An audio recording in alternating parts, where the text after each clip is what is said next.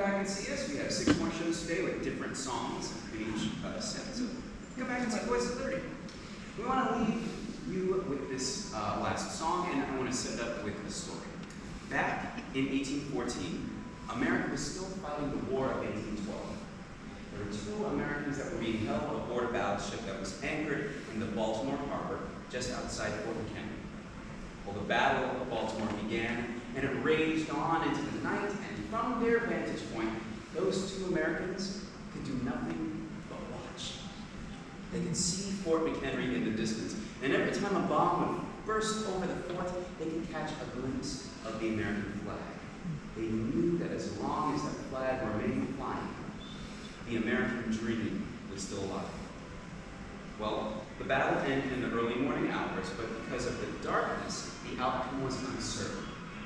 Uncertain until the sun rose, revealing the stars and stripes still flying proudly. One of the 2 Americans was so moved by all that he had seen that he took out an old envelope, and on the back he wrote some words in the form of a poem, words that are still very meaningful to us today. For that young man's name was Francis Scott Key, and the words that he penned so long ago we still call our national anthem.